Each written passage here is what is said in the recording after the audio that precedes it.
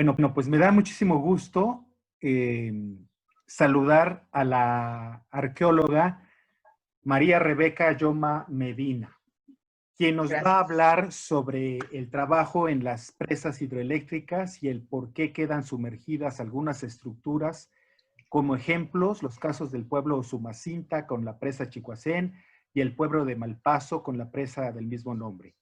También nos hablará más adelante en esta conversación sobre los hallazgos en las exploraciones de la zona de la presa Chicoacén 2 en Chiapas. La arqueóloga María Rebeca Yoma Medina es investigadora de la Dirección de Salvamento Arqueológico del Instituto Nacional de Antropología e Historia, licenciatura en Arqueología por la Escuela Nacional de Antropología, maestría en Historia por la Universidad Nacional Autónoma de México, o sea, es maestra en Historia por la UNAM. Ha realizado o cursado diversos cursos de posgrado y especialidad como interpretación de mapeo con sistema LIDAR, detección de estructuras arqueológicas con georradar, diplomado de análisis de la cultura, diplomado sobre patrimonio cultural y megaproyectos, diversos cursos de paleografía, cursos sobre jesuitas en el norte de México, entre otros. Ha impartido clases en la Escuela Nacional de Antropología sobre metodología de prospección, de excavación, de análisis de materiales arqueológicos, de diseño de investigación. Diversos trabajos de campo también ha realizado, investigando en lugares como Teotihuacán, la línea 8 del metro, la zona de Río Verde en San Luis Potosí, exploración y mapeo de la caverna subterránea Actuncot en Quintana Roo, así como ha coordinado proyectos arqueológicos en presas hidroeléctricas como Presa Huites en Sinaloa, Presa Huamilpa en Nayarit y recientemente Presa Chicoacén 2 en el estado de Chiapas. Algunas de sus publicaciones: libro Dos mercados en la historia de la Ciudad de México, El Volador y la Merced, en coedición entre el INAH y el Departamento del Distrito Federal. Historia de Sinaloa, tomo 1, época prehispánica, editado por el gobierno del estado de Sinaloa, así como diversos artículos en revistas científicas y de divulgación y conferencias en distintos foros. Pues muchísimas gracias por estar con nosotros en Entre Tejas TV, arqueóloga, y Gracias. me llama mucho la atención, esto me llama mucho la atención, si le parece bien que pudiéramos empezar. La suya Sí, es una claro. especialidad, el trabajar como arqueóloga en presas hidroeléctricas. Pues sí, de alguna manera sí, porque es un trabajo dentro de la Dirección de Salvamento Arqueológico que sí tiene ciertas particularidades. Es muy importante saberlo hacer. Claro. Tenemos que saber negociar, tenemos que saber coordinar, tenemos que saber varias cosas especiales para poder hacer trabajos arqueológicos en presas hidroeléctricas e Claro. hidroagrícolas, porque la de Huites fue una presa hidroagrícola.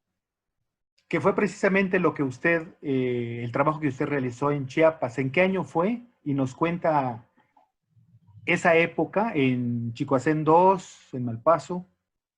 Yo creo que me gustaría empezar más bien por la importancia del trabajo arqueológico en presas Excelente. y nos vamos siguiendo por años, porque es bien importante que la gente sepa que anteriormente, en los años 60, como no se tenía la Ley Federal de Monumentos y Zonas Arqueológicos, Artísticos e Históricos, que fue en 1972 cuando se dio esta ley, no se tenía la idea de que por ley se tuviera que hacer trabajo arqueológico cuando se hacían obras grandes de infraestructura. En ese sentido, en los años 60, cuando se hace la presa de la Angostura, hablando en particular de Chiapas y del río Grijalva, se hace la presa de la Angostura, en los 60 se hace la presa también de Malpaso, bueno, se llama Malpaso también, pero es la presa de Nezahualcóyotl. En esos años no se tenía un documento por el cual obligar ni a las compañías, ni en este caso a la Comisión Federal de Electricidad, a que hubiera trabajos arqueológicos previos para poder salvaguardar el patrimonio arqueológico e histórico existente en esos lugares. En ese sentido, los arqueólogos se daban a la tarea de ir explorando para ver en dónde había este tipo de trabajos y se metían a veces a la brava, como narra Navarrete en alguno de sus artículos y de sus libros sobre la presa de Malpaso. Carlos Navarrete, el investigador, estuvo en esta presa de Malpaso y él narra que se metieron pues a la brava porque el trabajo de la presa, de la construcción de la presa ya había empezado y pues ellos se metieron para poder salvaguardar la mayor cantidad que pudieran hacer. Esto se regula a partir de la ley del 72 y mucho más con la creación en ese tiempo, el Departamento de Salvamento Arqueológico.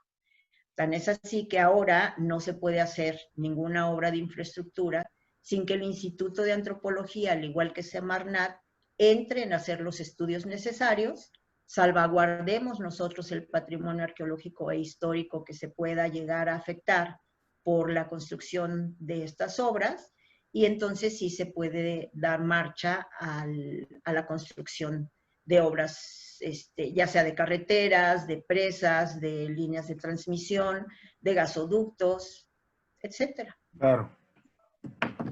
Pues la verdad es que uno, que no es un especialista obviamente, cuando uno escucha o va al Cañón del Sumidero, por ejemplo, y escucha o ha escuchado anteriormente que pues hay sitios arqueológicos. De hecho, los lancheros nos dicen, por aquí también hay algunas ruinas arqueológicas y todo. Y resulta muy atractivo para todos en general investigar, tratar de saber qué es esto, de qué se trata. Uno se puede imaginar cosas como, bueno, pues llegó la presa y quedó inundado todo abajo, pero ¿qué se ha hecho en ese sentido? Y es cuando no conocemos el trabajo precisamente de los arqueólogos y el trabajo de Lina en lo que ha ocurrido. No sé, cuéntenos un poco de su experiencia en Chiapas en ese sentido. ¿Cuáles son los Mira, hallazgos? ¿Cómo se encuentran? ¿Qué ocurre? normalmente siempre nos pregunta la gente, ¿y cómo es que encuentran las cosas? Pues normalmente caminando. O sea, ahora en estos últimos años hay, supongamos, el sistema LIDAR que nos ayuda muchísimo a poder detectar desde el aire una infinidad de sitios por medio de rayos infrarrojos que penetran el terreno y nos pueden decir lo que hay antes de que nosotros podamos excavar. Eso nos ayuda muchísimo. Pero eso ha sido en los últimos años. Normalmente el arqueólogo se hace en campo, tiene que salir a caminar todo el terreno que vaya a ser afectado, absolutamente todo el terreno e incluso un poco más, porque lo que tenemos que entender es que así como ahora están las poblaciones en todos lados, en época prehispánica y en época colonial también había poblaciones que estaban asentadas en los territorios. En ese tiempo, pues ni siquiera se pensaba que hubiera un desarrollo de una obra de infraestructura, ellos se asentaban y sobre todo, igual que ahora, se asientan cerca de los ríos. Entonces es lógico que se encontraran, al igual que ahora, poblaciones asentadas en estos lugares desde época prehispánica. En ese sentido, nosotros lo que hacemos cuando recorremos, pues es peinarnos todas las zonas y vamos viendo ciertos indicadores que nos van diciendo que ahí hay lo que ahora llamamos sitios arqueológicos, que eran asentamientos donde la gente vivía en época prehispánica. Esto es muy interesante porque cuando tú trabajas con la gente, que normalmente es la gente local de los pueblos actuales, ellos mismos se maravillan porque a mí me han dicho, supongamos ahora que estuve trabajando en Chicoacén 2, me dicen, es que usted nos está enseñando a ver nuestros terrenos de una manera diferente a como nosotros los conocíamos, ¿no? Nos sentábamos en estas piedras y jugábamos aquí, pero nunca nos imaginamos que eran las casas de la gente que eran nuestros antepasados. Entonces eso los emociona mucho. Y yo creo que es bien importante como arqueólogo que uno involucre a la gente en estos trabajos, más que como un trabajador más, como parte del proyecto, porque eso nos ayuda mucho a la conservación de estos lugares. Hay algunas presas que los sitios se inundan y hay algunas presas como Chicoacén 2 que no se iban a inundar porque es una presa de paso, que es diferente a una presa que tiene un vaso regulador, como fue Chicoacén, como fue Angostura o como fue Peñitas o como fue Malpaso. Esta presa de Chicoacén 2 es simplemente de paso, no se iba a inundar ningún pueblo, pero aún así teníamos que hacer el mismo trabajo porque obviamente para una obra de infraestructura como una presa, pues hay subestaciones, está la cortina, los campamentos, muchas obras que se hacen aledañas a la cortina de la presa en sí y a las ataguías, que también afectan el terreno y nosotros estamos para salvaguardar y para investigar todo ese patrimonio y para que no se pierda a través del tiempo, ya que se ha conservado, ¿no? Arqueóloga, y en el caso de el trabajo suyo en estas presas en Chiapas, cuéntenos, siempre nosotros creemos que todo ha sido lo más importante en Chiapas, la cultura maya, pero está la cultura zoque. Creo que este, este grupo de sitios que usted ha explorado se refiere precisamente a la cultura zoque, ¿no es así? Sí, claro, sí, siempre, pues es que los sitios más monumentales que se han trabajado normalmente son Palenque, Yaxchilán, Bonampak, que sí son mayas, pero son clásicos mayas. De repente nos empezamos a encontrar a unos grupos que viven sobre el río Grijalva, en mi caso particular sobre el Grijalva Medio, que pertenecen más bien a la cultura zoque, que aunque no se ha terminado bien de definir, pero está relacionada también con los olmecas. Sin embargo, es una cultura que prevaleció y que aún prevalece, porque todavía nos encontramos con personas que no solo difunden esa cultura, sino que son parte de esos, son sus antepasados, ¿no? Entonces, es algo muy interesante porque también Carlos Navarrete es de los primeros que empezó a ver este tipo de culturas relacionadas más con olmecas, relacionadas más con mijes, y cuando empiezan ellos a trabajar en la presa de Malpaso, pues se dan cuenta de esta presencia, pero además es una presencia no de un grupo que se establece y después desaparece, sino es un grupo que prevalece y que convive incluso con los mayas, porque también los mayas llegan a esta zona y se asientan. En la presa de Malpaso hay restos de cultura maya que si bien no se asentaron permanentemente, pero que sí hay presencia de ellos por comercio y porque sí estuvieron un tiempo ahí. Y en la presa de Chicoacén 2, que es en donde yo estuve trabajando, tenemos una fuerte, fuerte presencia de asentamientos mayas, ahí sí, incluso entierros mayas, eh, que también está la presencia zoque. Entonces, probablemente, aunque nosotros no hemos podido hacer los estudios de los análisis de los materiales que hemos recuperado por falta de presupuesto, pero en campo también podemos tener ciertos detectores que nos indican que había estos grupos y que algunos podían incluso hasta convivir entre ellos. Entonces sí, sí hay presencia zoque en esta zona. Ahora los estudios se hacen un poco más con tiempo porque se le pide incluso a la Comisión Federal de Electricidad que desde antes, desde que están planeando la presa, nos den a nosotros el proyecto para nosotros poder entrar antes de que ellos comiencen los trabajos de construcción y así poder tener un poco de más tiempo de investigación, porque la investigación arqueológica lleva tiempo.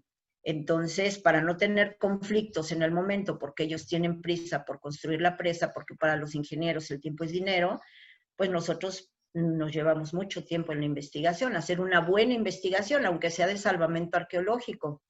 Que las investigaciones de salvamento arqueológico son diferentes a las investigaciones arqueológicas de otro tipo, en donde hay varias temporadas de campo y pueden ir investigando el sitio en distintos años o planearlo en distintos años. Nosotros solo tenemos una sola oportunidad para poder investigarlo.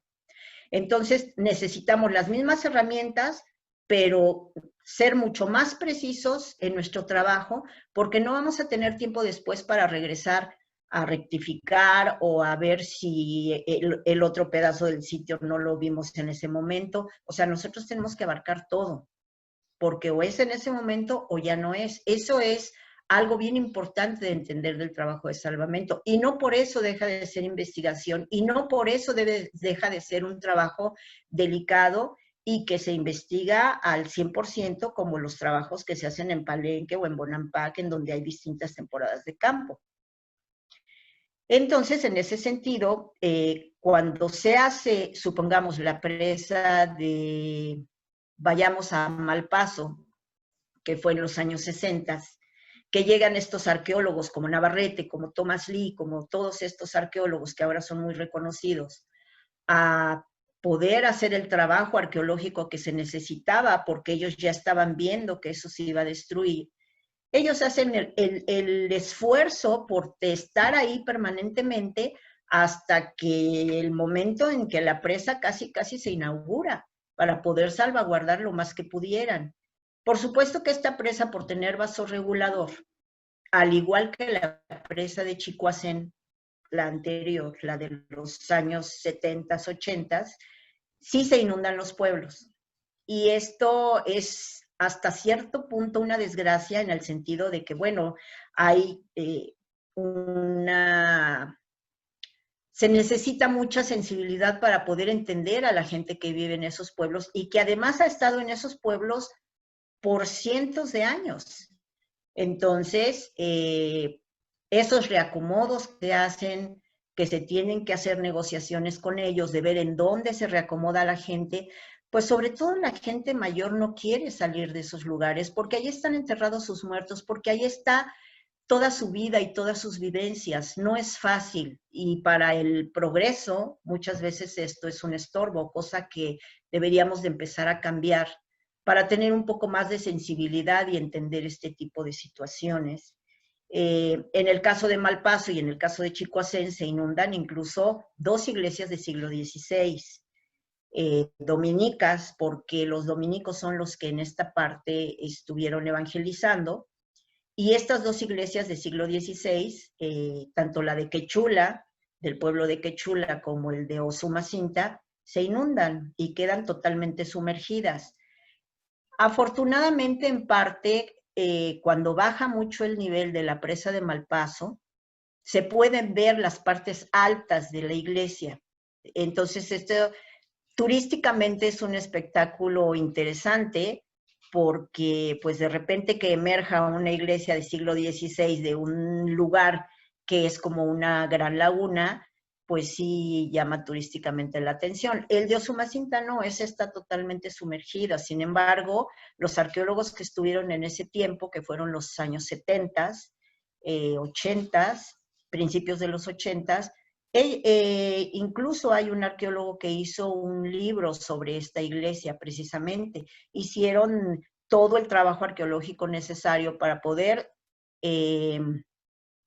encontrar y salvaguardar lo más que se pudiera de estos pueblos también, que incluso estos pueblos estaban asentados sobre poblaciones prehispánicas, porque las partes más planas se siguen utilizando hasta la fecha, ¿no? Entonces eso es lógico que abajo de un pueblo actual pudieran estar restos de poblaciones, ya sea coloniales o poblaciones prehispánicas, y eso es importante para nosotros y estamos preparados para poder hacer este tipo de trabajos. Claro, qué interesante. Sin duda que Chiapas se ha caracterizado, arqueóloga, por sí. tener, yo creo que no solo cientos, sino miles de sitios arqueológicos, centros ceremoniales, quizás ciudades-estado, pero el caso concreto de las presas, pues creo que no ha habido una difusión adecuada de los hallazgos, del conocimiento que ustedes han obtenido, y no lo tenemos de manera generalizada, sino particularmente en el caso de la misma academia, de la investigación, de los reportes que ustedes hacen. Y eso viene en detrimento, pues, del respeto y del cuidado que debemos tener como ciudadanos, como pobladores, sobre los sitios arqueológicos. ¿Qué debería hacerse para divulgar esta información tan valiosa que ustedes han hallado? Yo creo que es importante que aparte del trabajo que uno hace, una de las labores sustantivas del INAH es la difusión y la divulgación. Normalmente hacemos difusión a nivel arqueológico, entre colegas, hacemos coloquios, conferencias, simposios, pero yo creo que es importante también hacer trabajo de divulgación hacia el público en general. Y para esto a veces es importante trabajar en conjunto con el gobierno del estado o con los municipios y con la gente. En este sentido, fíjate que para el trabajo de la presa de Chicoacén 2, afortunadamente el Museo Regional de Tuxtla nos hizo una exposición a nivel general de, por supuesto, algunos, no todos, pero de algunos hallazgos de lo que se había logrado en Chicoacén 2. Tuvo mucho éxito, estuvo un mes en el centro, en el Museo del Centro INAH, estuvo ahí un mes y después tuvo tanto éxito que se fue a Comitán y en Comitán parece que estuvo también un mes.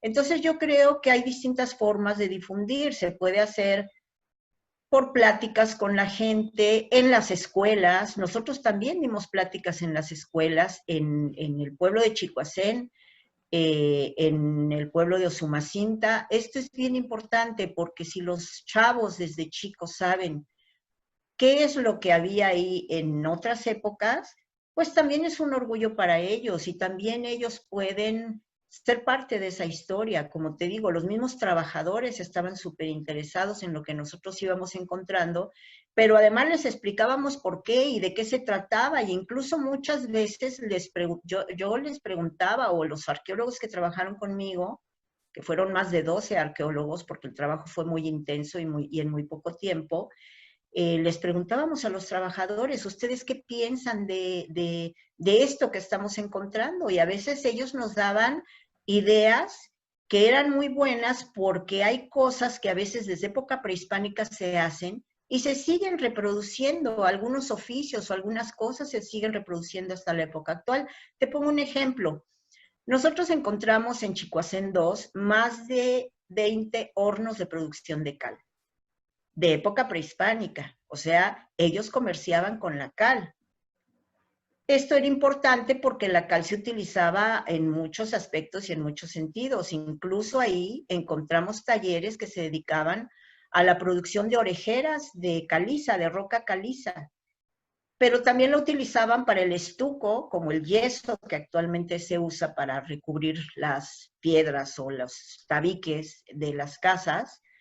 Se utilizaba este estuco también para el recubrimiento de las paredes de los edificios o de las pirámides o de las casas en donde vivía toda esta gente. Entonces, era tantos hornos de producción de cal y además grandes, pues esto nos habla de que se comerciaba con este producto o se hacía trueque incluso con este producto, quizá a través del río Grijalva o de los diversos caminos que también se fueron encontrando. Porque muchas veces todo el mundo dice, bueno, sí, comerciaban por el río era el principal puente de comercio. Sí, o sea, hacia dónde va el río, pero ¿y cómo regresaban? Pues obviamente necesitaban caminos para poder regresar a sus lugares de origen. Entonces, en donde hay ríos, siempre debe de haber caminos. Y en este sentido, cuando nosotros empezamos a encontrar esos hornos, la gente nos empezó a decir, oigan, pues es que yo también tengo un horno en mi casa y nosotros seguimos comerciando con la cal. Entonces fuimos a sus casas, en algunos casos seguían siendo el mismo tipo de hornos que encontramos en época prehispánica y en otros casos no, ya modificados, pero el oficio sigue siendo el mismo y el comercio sigue siendo el mismo. La gente actualmente en esas poblaciones sigue comerciando con la cal. Entonces, estas cosas, si tú te acercas a la gente, es bien interesante porque ellos mismos te van dando información que no está en los libros. Y eso nos ayuda mucho a los arqueólogos, porque como en este caso, pues nos damos cuenta que es algo que se sigue haciendo por tradición desde hace muchísimos años, ¿no? Claro, qué interesante. Yo recuerdo aquella frase de cuando le preguntaban a no recuerdo exactamente quién de ellos fue, un importantísimo antropólogo o quizá un arqueólogo, sobre dónde se habían quedado los mayas, ¿no? ¿Cómo es que habían desaparecido? Y él decía, no, pues son los que vemos Ahí ahora, que están, están en las calles, que están en los claro, pueblos. Eso es lo que usted nos acaba de decir. Y qué claro. importante el trabajo de campo para observar esto, para convivir con la comunidad, porque he notado que eso es precisamente una de las constantes del trabajo arqueológico en campo. Reconocer a la comunidad, luego reconocerse en la comunidad, ver el contexto y se van percatando, como usted nos acaba de compartir con el caso de la cal, pues que continúan esas tradiciones. Yo estoy pensando en el caso de la cerámica, en algunos de nuestros poblados, por ejemplo, cerca de Comitán está San José Yognajab, y siguen haciendo la cerámica como lo hicieron los tatarabuelos. O sea, se han encontrado piezas de cerámica de hace 200 años que están en algún museo y con muchas características similares, las artesanas actuales siguen trabajando. Claro. Arqueóloga, en este caso de la cerámica, ¿qué piezas? Porque bueno, lo que uno ve siempre son las piezas más representativas, las más vistosas o las que significan una mayor importancia para documentar cosas, ¿no? ¿Qué piezas importantes o qué características de la cerámica o de otras piezas se encuentran en estos sitios de Chicoacén 2 que usted ha visto, explorado? Mira, en cuanto a la cerámica, te puedo decir que a los arqueólogos no solo la pieza completa nos da información.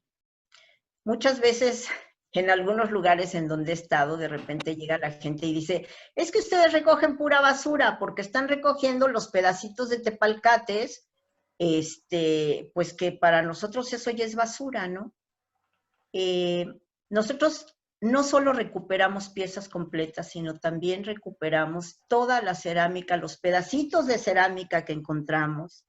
También los recuperamos porque eso nos habla mucho de si la cerámica que se hacía en esa época era local por el tipo de arcilla que se tiene, se compara con la arcilla que geológicamente está ahí, o si es de importación, o si en un momento dado tenemos un comercio o un contacto con otros pueblos cercanos que tienen otro tipo de cerámica, o algún desgrasante. Un desgrasante es como lo que aglutina a la cerámica, pero para que no se resquebraje. Entonces a veces se le pone arena, a veces se le pone cuarzo, a veces se le ponen pedacitos de otras piedras. Esto también a nosotros nos dice si eso es local o es importado. Entonces, todo eso nos va dando relaciones que van teniendo esos pueblos locales con otros pueblos alrededor e incluso pueblos muy lejanos. Te pongo un ejemplo, en Chicoacén 2 llegamos a encontrar pisos de estuco del color azul que le llamamos maya. Es un azul, es un color muy, muy especial que en general solo se da en la península de Yucatán. Si yo tengo estos pisos de estuco azul en Chicoacén 2, quiere decir que estos pueblos tenían cierta relación con pueblos de Yucatán. Entonces, Intercambio con... como no tenemos una historia escrita, nosotros tenemos que ir hilando por medio de todos estos materiales que esta gente nos dejaron, la historia. Entonces, esto nos va dando indicadores para unir ese rompecabezas con esas piezas que vamos localizando. Y lo mismo pasa con la cerámica, ¿no? En este sentido, de piezas que podamos tener o de cerámica que podamos tener, apenas se está comenzando a analizar, te digo, se tuvo que suspender porque la Comisión Federal de Electricidad ya no tuvo el dinero, porque ellos son los que financian el proyecto. O sea, el que va a afectar el terreno es el que paga la investigación, porque el instituto no tiene recursos. Es la realidad, y ahora con el 75% que nos están recortando, pues te imaginarás que mucho menos. Entonces, en este caso, el proyecto dio tan buenos resultados arqueológicamente hablando de algo que no se esperaba, porque además es la primera vez que se explora esa zona arqueológicamente. Fuimos pioneros, no se había excavado ni se había recorrido esa zona. Entonces, pues por desgracia no hubo recursos para seguir continuando y entonces todo ese análisis de materiales está suspendido a la fecha, buscando recursos para que se pueda hacer, porque si no, no podemos concluir con la investigación. Necesitamos dar fechas precisas, necesitamos dar grupos precisos. Tenemos 180 entierros que hemos localizado, también de distintos, pensamos que de distintos grupos y de distintas épocas, pero en términos generales te podría decir que la cerámica nos arroja, de acuerdo a muestrarios que tenemos de la Fundación del Nuevo Mundo, del Centro INA Chiapas, de especialistas, que tenemos todas las temporalidades, desde el preclásico inferior hasta el posclásico tardío. Entonces, es un trabajo bien importante, bien interesante, que puede arrojar muy buenos resultados para como continuar y hacer más objetiva la historia de esa región. Pero sin estos análisis, pues no lo podemos lograr. Sin embargo, te digo, por observación y por comparación con otros muestrarios de otros investigadores que nos han ayudado bastante, podemos decir que la cerámica nos está arrojando todo ese rango de temporalidades que es fenomenal, porque no todos los sitios ni todas las áreas tienen todos los distintos momentos históricos de la vida prehispánica del lugar.